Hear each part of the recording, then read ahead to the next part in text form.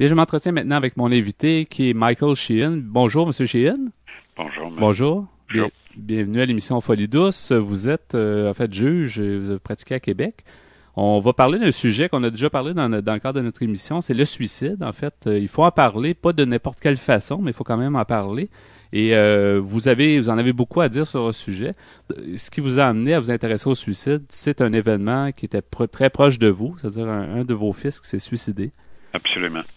Alors, je suis un père de 4 enfants, 3 garçons, une fille, et en novembre 95, le deuxième de mes garçons, Philippe, âgé de 25 ans, s'est suicidé.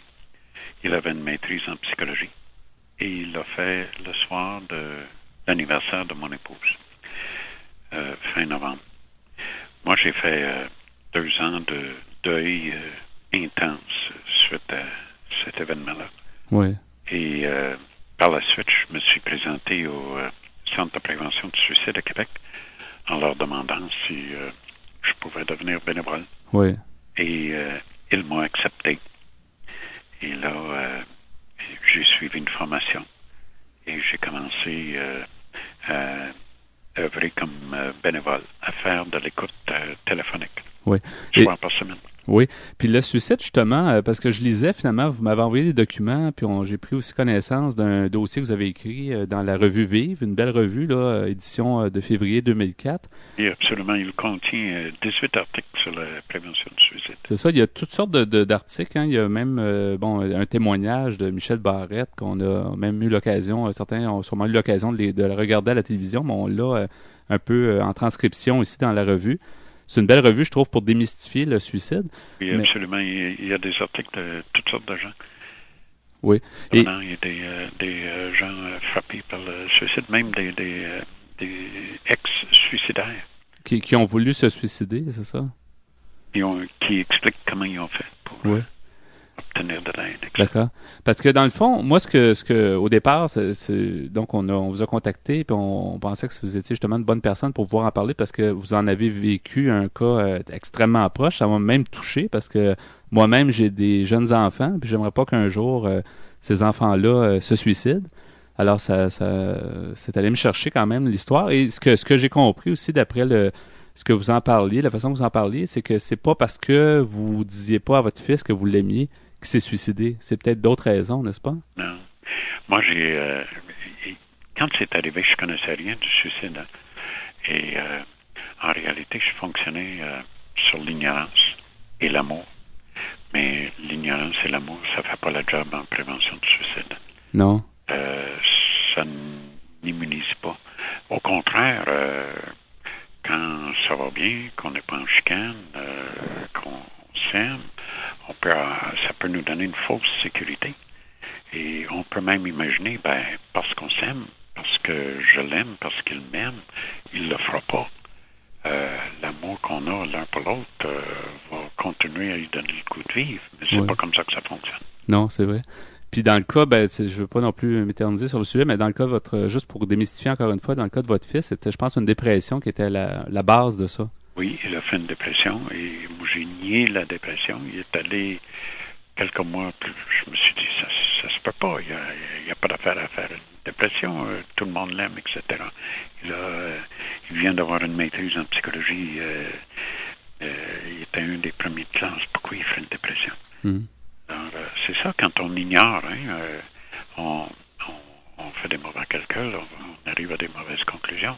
Moi, j'ai imaginé que parce qu'un médecin l'avait soigné et qu'on l'avait libéré de l'hôpital suite à une tentative, quelques mois plus tard, qu'il était nécessairement guéri, puis que tout était beau, que le médecin avait sorti sa baguette magique et il n'y avait plus de problème. C'était pas le cas. Mm-hmm. J'ai imaginé quand il a arrêté de prendre ses médicaments, encore quelques mois plus tard, que c'est parce qu'il allait bien. C'était pas pour ça. Il a arrêté de prendre ses médicaments sans l'autorisation de son médecin, mais c'était pas un bon signe. C'était, au contraire, c'était très négatif. Et quelques mois plus tard, finalement, il s'est suicidé. Et c'est tout un choc parce que vous le dites, quand même, c'est un deuil qui a duré plusieurs temps. Puis c'est tout à fait normal là, qu'on ne s'attend pas à ce que notre fils ou notre fille se suicide et meure surtout avant nous. C'est un peu injuste jusqu'à un certain point. Pour un parent, le pire des échecs. Même on se remet en question, on se culpabilise, on est convaincu que c'est de notre faute. On se met à faire toutes sortes de paris avec Dieu, espérant qu'on puisse le récupérer, qu'on puisse avoir une autre chance, puis on ne l'a jamais. Hein. C'est ça, une des tragédies, une des plus grandes tragédies du suicide. C'est, à part la destruction que ça cause chez les suicidaires eux-mêmes, c'est pour les proches. Là. C'est le fait que c'est permanent. Et on n'a pas de deuxième chance. Oui. Et on parle des parents, mais justement, vous dites que vous avez d'autres enfants. Est-ce que ces enfants-là ont aussi comment ont-ils réagi, justement? Chacun à leur façon. Hein. Chacun fait son deuil à lui ou à elle. Là. Mais dans l'ensemble, ils ont bien réagi, mais ça les a durement frappés. Oui. Le plus jeune avait 14 ans, presque 15 ans, Anthony. Aujourd'hui, il en a 23. Il termine un bac en génie informatique à l'Université de Sherbrooke. Et le mois prochain, il va donner une conférence à Québec à des frères et des sœurs de personnes, de jeunes suicidaires chez à Solidarité Deuil d'enfants. Oui. Mais ce que j'admire beaucoup chez vous aussi, c'est que finalement, je me rends compte aussi les autres membres de la famille ont agi peut-être de la même façon que vous, c'est que vous avez pris quelque chose qui était extrêmement douloureux, puis une grande peine, et vous vous en êtes un peu servi, en fait, ou peut-être la vie vous a amené, vous aviez ce rôle-là à jouer, à devenir un peu pour démystifier en fait une personne, là, pour démystifier la question. C'est ça que j'admire beaucoup. Je trouve ça, en tout cas, intéressant, là, malgré la grande peine et malgré l'événement qui est arrivé, je pense que ça a du positif aussi, là. On essaie de trouver notre boyau de sauvetage, vous savez, se réhabiliter comme on peut. Et finalement, avez-vous comme compris finalement l'ensemble? Est-ce que ça a été clair après un certain temps que, bon, c'est ça qui s'est passé, puis j'aurais peut-être dû faire ça sans nécessairement avoir des regrets, là, mais je veux dire de dire j'ai bien cerné la question et c'est ça qui a dû se passer, donc vous avez comme bien compris pourquoi votre fils s'était suicidé. J'ai pas eu les réponses, toutes les réponses à mes questions, à la multitude de questions qu'on a, puis j'en aurai jamais. Même aujourd'hui, c'est ça? Non. OK. Et justement, ça vous a amené à vous impliquer. Comme vous disiez tout à l'heure, vous avez appelé donc pour devenir bénévole et vous-même suivre une formation pour justement comprendre de quoi il s'agissait. Et vous êtes toujours bénévole pour aider les gens, pour essayer de les comprendre. D'écoute téléphonique là, oui. Au Centre de prévention du suicide, mais j'ai entrepris une autre forme de bénévolat. Je suis devenu porte-parole lors de la semaine de prévention du suicide d'une année. Oui. J'ai donné beaucoup d'entrevues dans les médias, comme vous avez mentionné. Mais ce que je fais maintenant, c'est que j'essaie d'aller en amont. Je vais dans les écoles et je parle aux jeunes adultes, dans les polyvalentes surtout, et à leurs profs pour leur livrer un message, quoi faire quand un ami pense au suicide. Parce qu'on peut faire des choses. Oui. Et ça peut tout changer. Et c'est tellement tabou. Et on recevait justement un spécialiste de la question, M. Dionne, il y a quelques temps. Il nous disait, il faut pas, lui, d'après ses conclusions, il disait, faut parler du suicide, mais pas de toutes les façons. Alors, il faut en parler, il faut être à l'écoute, comme vous dites aussi dans vos écrits que j'ai lus, il faut que les gens soient, en fait, renseignés parce que souvent, la personne suicidaire va en parler de son intention de se suicider à une seule personne. Alors, si cette personne-là est déjà au courant, elle pourra sûrement intervenir. Oui. On peut se renseigner. Il faut absolument qu'on joue notre rôle d'amis, vous savez. Et puis, si on ne le fait pas, là, pour faire le lien, pour faire en sorte que chaque personne suicidaire reçoive l'aide professionnelle dont elle a besoin. Oui. Et actuellement, dans la société, justement en 2004, est-ce que vous croyez que les services sont adéquats? Est-ce qu'ils sont là? Est-ce qu'ils sont adaptés, en tout cas, aux personnes suicidaires? Oui, on a un bon réseau, un excellent réseau même.